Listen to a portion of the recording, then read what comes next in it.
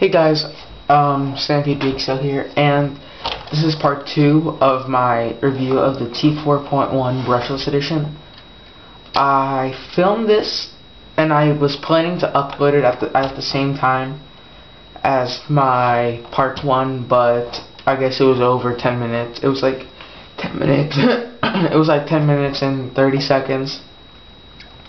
So YouTube didn't accept it, so I had to refilm it. So this is the second time that I am filming this, so let's get started because I do not want to film it again. If you want to see the first video, just click on my name and then it'll go to my channel, and then just click on that video first if you want to see that one. That one has all the cons on it, and I did not get to finish the cons because I like to go in depth of this, and there are pros also. Oh, there's actually a lot. And alright, so let's get started.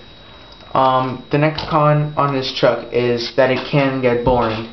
It didn't really get boring for me, but I can imagine some people would probably get bored with it because as it is, it's really meant for racing and it's not too durable, so you can't. So I did jump with it, but I was a little scared too.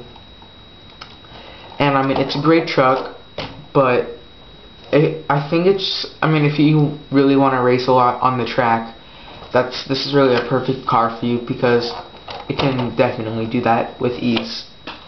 Also, let me just take the body off here. The motor and the ESC did get pretty hot off of a 6-cell after I was done. I would say the motor got around 130, and the ESC the heatsink probably got maybe 115. So I mean, it hasn't damaged it really, but it is something to kind of look out for. Personally, I wouldn't really keep this. It's good for a starting, but I would probably go to like a Sidewinder 4600, and there's this website called b-p-p.com, and they have Sidewinders for 120 bucks. So yeah, I'm definitely gonna pick up one of those. So yeah, the high temps, and then also the long antenna. This is a 2.4 gigahertz radio system, and the antenna is pretty long, so I don't know why it's like that. And also in the rear, it does like to roll a lot, so a sway bar is a must. It's only $10 from Team Associated, so not too bad there. I would also get the RPM bumper. And yeah, now onto the pros. So that was the cons, and now it is the pros. Obviously, this is a very great handling truck. This has won the Roar, I think, about 7 times. Yes, 7-time Roar National Championship. Sorry, and 24-time IFMAR World Champion. So this is obviously a really good handling car. It did not flip over at once at any time when I was driving this. So yeah, the shocks are a little bit squeaky, but doesn't seem to affect it. Also, it's a good value. You have a Metal Gear servo, you have your brushless system, and your 2.4 gigahertz. So yeah, that's a really good deal. I know with the Traxxas Wrestler, you get brushless, you get 2.4, but you don't get the Metal Gear servo, and that's about $300. But of course, comes to battery too, but battery's only 30 bucks. And with the E-Firestorm, that's probably one of the worst values, even though it is probably one of the best stadium trucks, because all you get is a brushless system. You don't get 2.4, and you don't get a Metal Gear servo.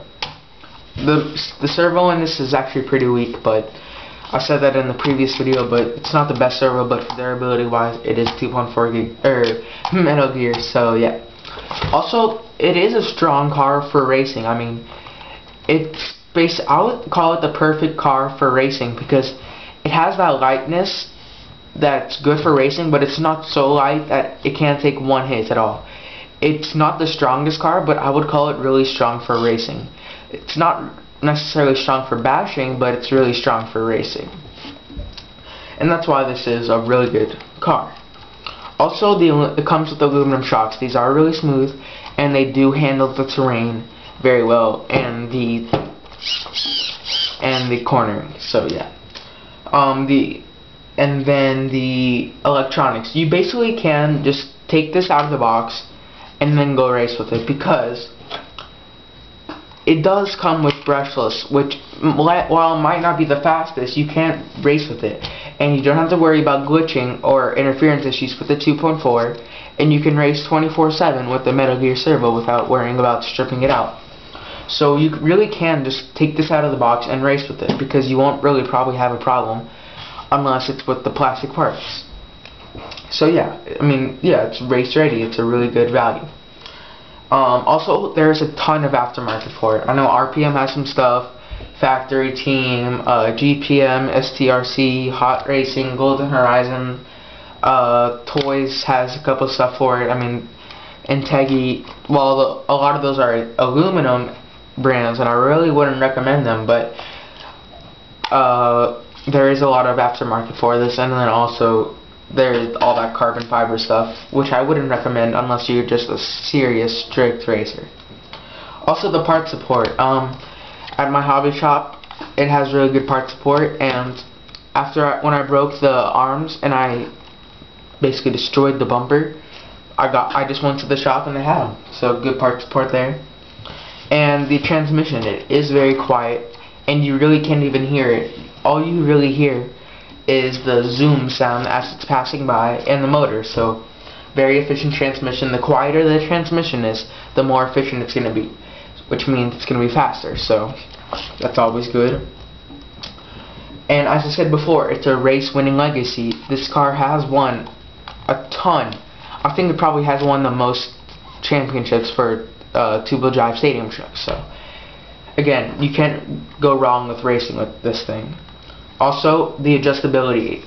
It has 3 holes for the front and rear shock tower, 2 holes on the arms for the shocks for front and rear. It has 2 holes on the C-hubs, or caster blocks, yeah. 2 holes for the camber. And then on the rear it has 3 holes on the bearing carriers. And then 2 holes on the shock tower for the camber, and 3 holes in the back. So very adjustable, very nice. Does come with a preload for on-the-fly adjustments, but yeah, very adjustability. And it is lightweight. Believe it or not, this probably, with fully loaded, is the same weight as my Rustler without any of the electronics. And that's pretty remarkable, I think. Granted, the Rustler is a lot stronger, but still. And also, this is the last thing on this, is that it's super even in the air. It's basically like this, and that's perfect. That's basically what you want. Because with my Stampede on the same ramp, at the same speed, this is what it would do. Same ramp, same speed, same area. That's what it would do. But this car is very even in the air. It is very well balanced. One more con on this is that it doesn't really have the best left to right ratio, because the receiver basically doesn't weigh anything, and you have the motor. You have the motor on this side, and you have the ESC on this side, which are probably the 2 heaviest electronic components on this car. So you can't really change the positioning of the motor, but I would probably put the ESC on this side and the receiver on that side. That would give it a little bit better left to right ratio.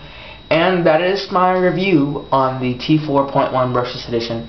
This is a really good car, and I mean, it's very fun. I mean, it's a really good solid car, but I am going to be selling this just because it's not a car for me.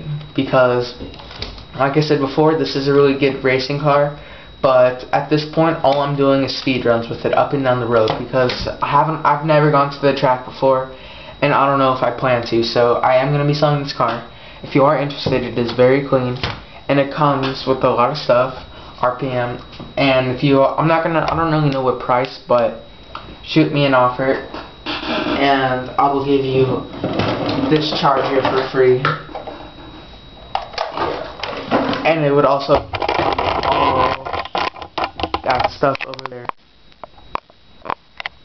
So the box, the wheels, the instructions, the front A-arms, hinge pins, stickers, all that stuff. So yeah, shoot me an offer if you guys are interested. And yeah, that's my review. Subscribe, comment, rate, and invite. Alright. See you guys later.